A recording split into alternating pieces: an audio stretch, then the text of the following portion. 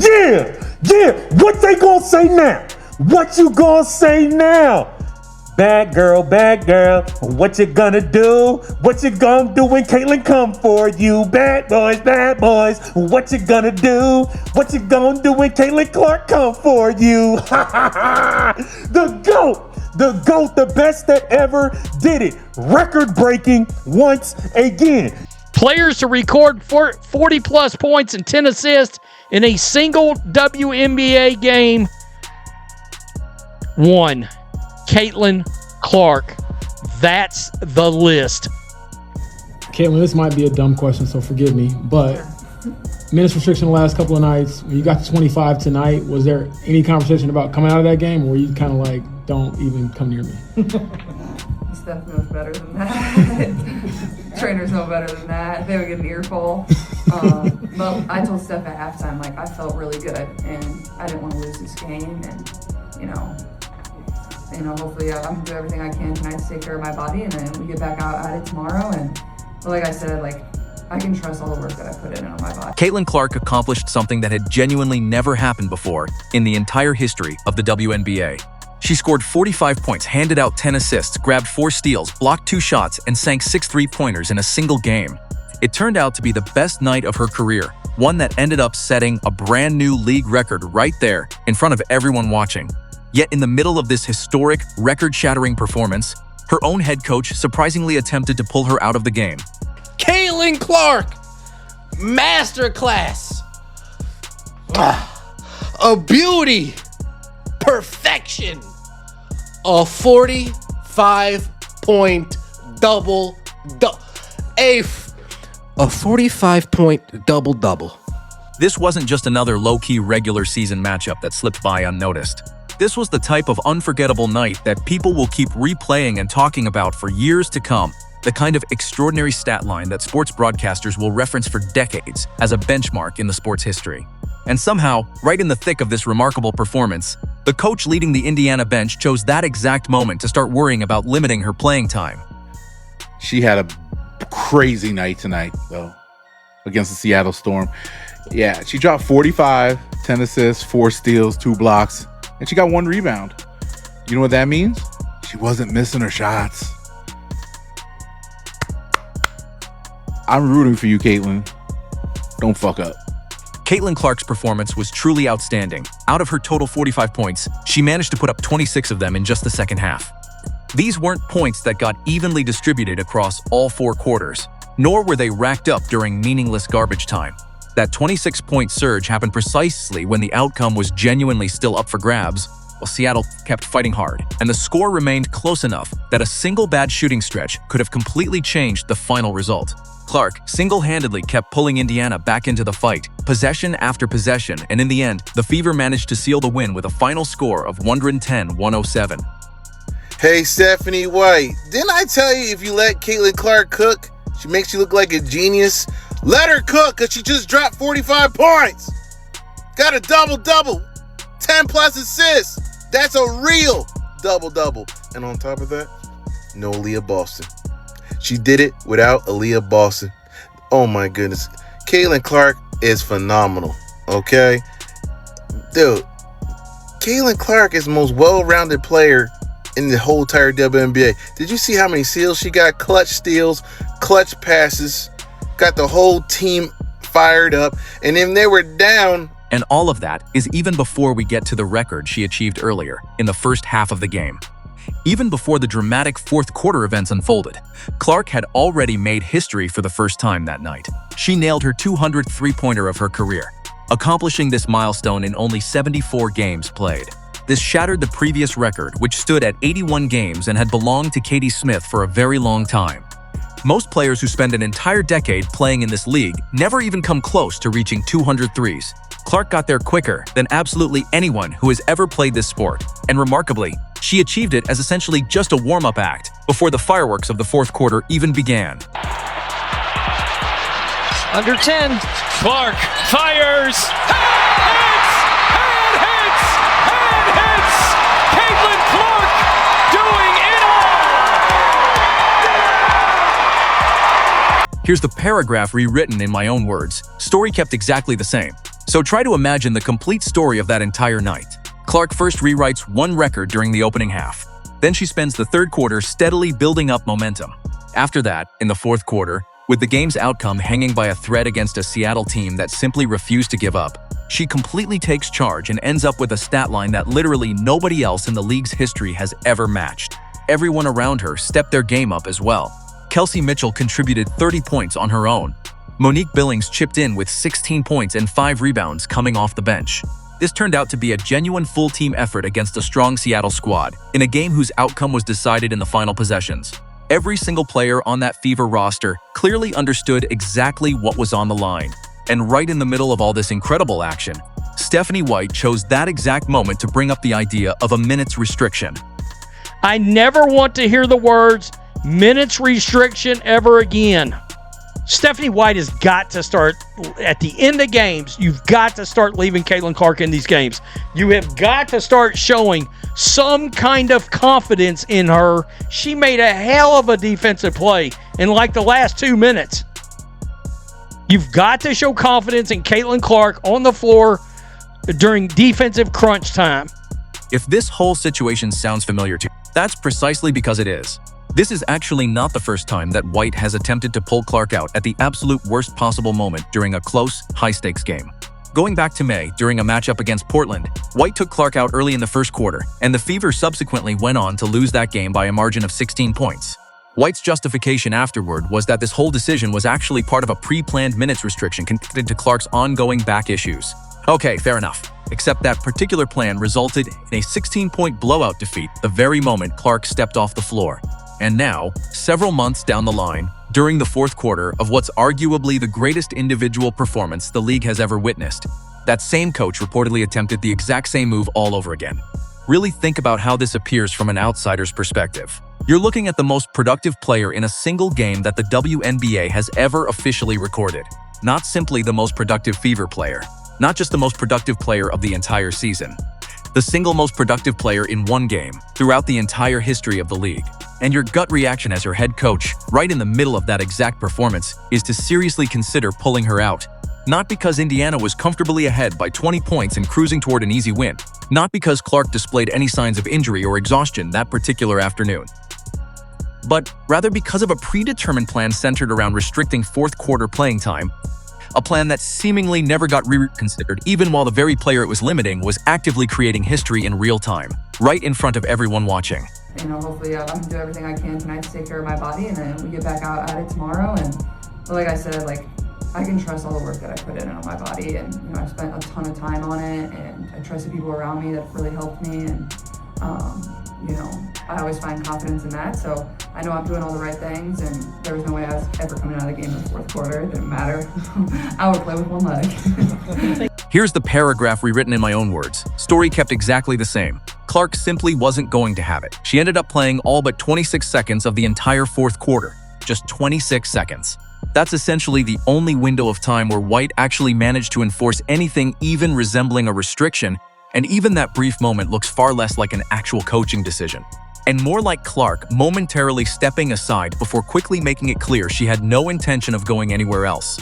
She wanted possession of the ball during the biggest, most crucial moments.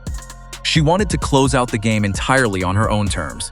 And regardless of whatever conversation took place on that bench, whatever White was attempting to communicate about carefully managing her star player's workload, it was ultimately Clark who made the decision that truly mattered in the end. She remained on the floor and finished the job herself, start to finish. This is the part that should probably make Fever fans feel a bit uneasy, and honestly, it should make anyone who genuinely cares about how star players are handled feel uneasy as well. It's certainly not that White doesn't care about her players' overall health and well-being. Back stiffness and various injury management concerns have been real, well-documented issues that have followed Clark throughout stretches of this entire season. The real issue here is timing, plain and simple. You simply do not attempt to slow play the driving engine of your entire offense during the exact 10-minute stretch where she's delivering the single best individual quarter of her entire professional career. You find other, more appropriate moments to manage that workload instead. You don't pick a fight with your franchise player over minutes restrictions while she's in the process of setting a record that will be talked about for the rest of this entire decade. Okay, let her cook. And like I said, if you don't like Caitlin Clark, you don't like basketball, in my opinion. You don't. You're not a basketball fan. You're just a hater. How can you not like that, what you just saw? 45 points, 10 plus assists. That's NBA level. That's NBA level. Straight up. Who's scoring like that and putting that many assists like that? No one. No one. Asia Wilson is not putting that type of assist level. She's going to get a whole bunch of rebounds because she's tall and she's a ball hog. This girl is making the team better. And this actually fits into a larger pattern that's been building throughout the entire season, not something that suddenly appeared out of nowhere. White has gone on record more than once, downplaying just how much this offense should genuinely run through Clark specifically.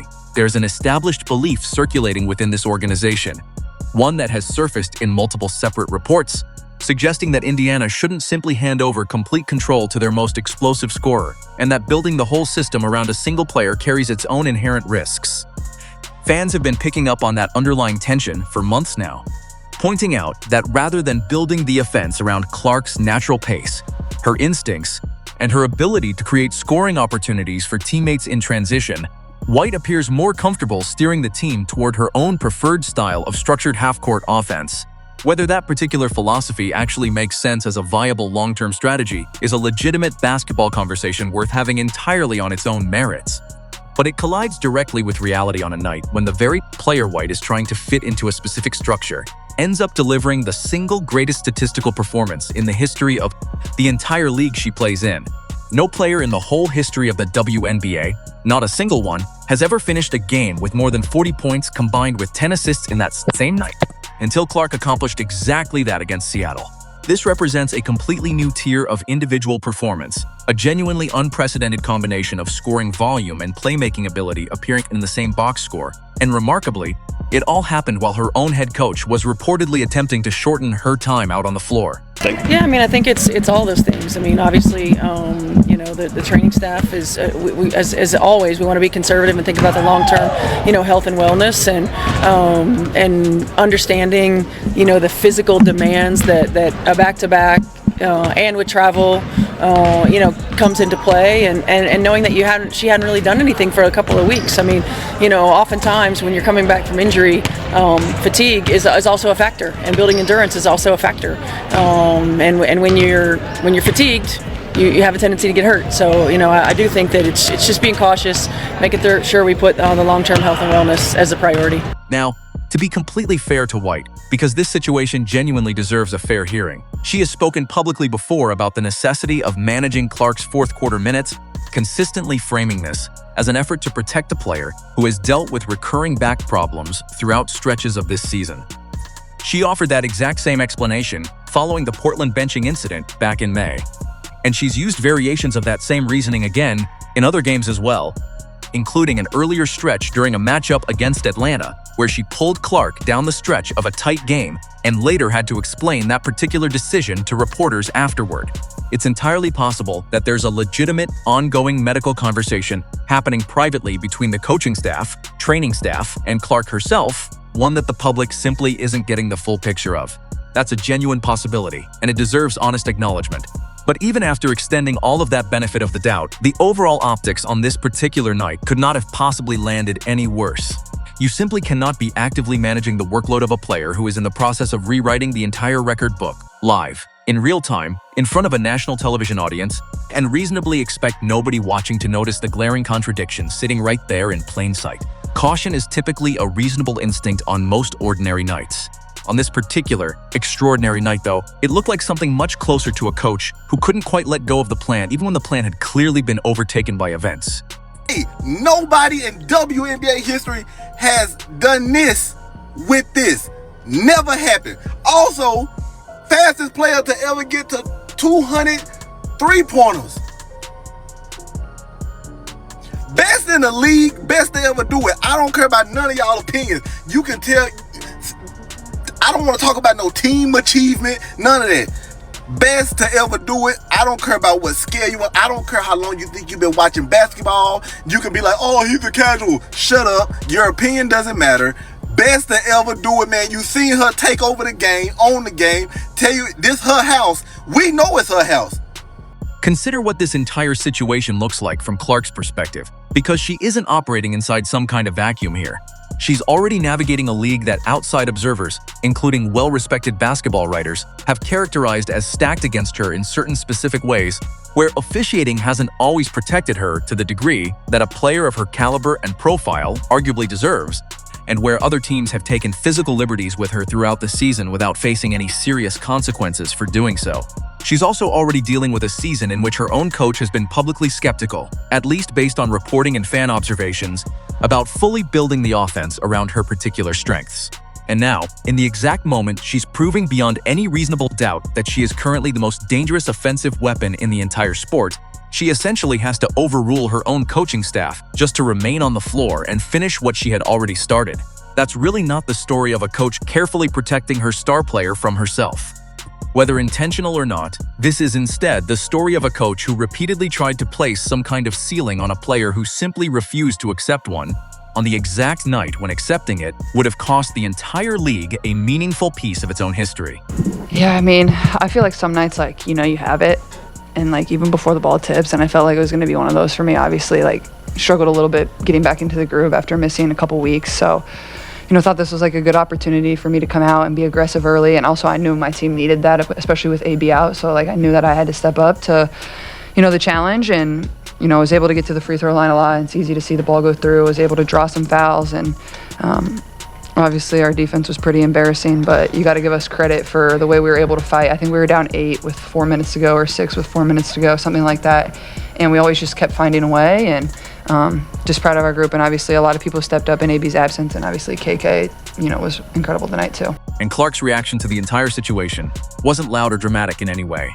It wasn't some kind of post-game press conference blow-up, nor was it a viral soundbite about her own coach reportedly trying to hold her back during the biggest moment of her entire career. She simply just kept on playing. She continued shooting whenever her shot was falling consistently. She kept on finding her teammates in better scoring positions even as the opposing defense started collapsing specifically around her. Every single extra minute she remained on the floor became its own quiet, powerful statement, because honestly, the final numbers ultimately ended up speaking far louder than anything she possibly could have said afterward in a mixed zone interview. 45 points, 10 assists, 4 steals, 2 blocks, 6 three-pointers made. A hard-fought victory over a Seattle team that had Dominique Malonga putting up 28 points and 14 rebounds on the opposing side. Clark's genuine response to a coach, who was reportedly trying to pull her back, was to make absolutely certain that the final box score turned out too loud, too historic, and too undeniable for anyone to spend the next morning discussing anything else at all. It's special. She does things that we haven't seen. She had a lot of bounce early. You could tell she was feeling better. She was feeling good, and in the moment, sometimes it's surreal to see.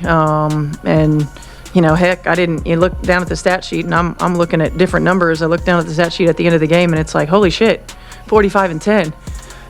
Just incredible. Just absolutely incredible performance.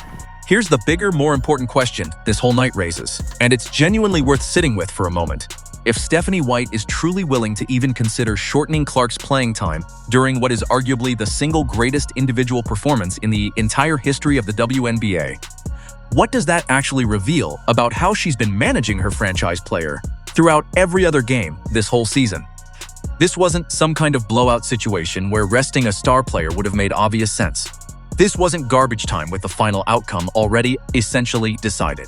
This was a tight one-possession game deep in the fourth quarter, with an unprecedented stat line unfolding that nobody had ever produced before in league history, and yet the instinct coming from the Indiana bench was still apparently to pull back rather than fully lean into the moment. That's really not simple caution anymore at that particular point.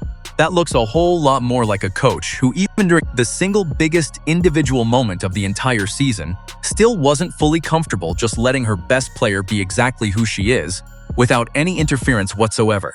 Stop with this offense-defense substitution bullshit. I don't want to hear it. The defense with Caitlin Clark on the floor allowed 19 points in the fourth quarter. Stop taking her out. The biggest defensive play of the game was Caitlin Clark late in the fourth quarter, forcing a turnover on Flau'jae Johnson, going the other way. Pull up, Come on, guys. Come on. What are we doing here? What are we doing here? We take a look. Fans picked up on it almost immediately, right as soon as the final buzzer sounded. Social media exploded within just minutes, with clips circulating widely of Clark waving off assistant coaches near the scorer's table, making it visibly and unmistakably clear that she had zero intention of coming out of that particular game under any circumstances whatsoever. Reddit threads and highlight pages started popping up almost instantly, calling the situation out for exactly what it appeared to be on screen. A coaching staff attempting to manage a moment that, by any reasonable reading of the situation, simply didn't require any managing anymore. When your franchise player is putting up genuinely historic numbers, and the very first instinct coming from your own bench is still restriction rather than full-throated celebration, that's a real conversation genuinely worth having out loud, not something that should be quietly brushed past. On a night when Caitlin Clark became the very first player in the entire history of the WNBA to reach 40 points and 10 assists within the same single game, and simultaneously became the fastest player ever to reach 200 career three-pointers within that same 24-hour period, the absolute last thing anyone expected to be discussing the following morning was whether her own head coach had actually tried to slow her down before she even got the opportunity to finish what she started. Clark ultimately decided, the moment that truly mattered most, that none of that was going to happen on her watch. She remained on the floor, she closed out the game entirely on her own terms, and she made absolutely certain that this particular record belongs to her, and to her alone, for good.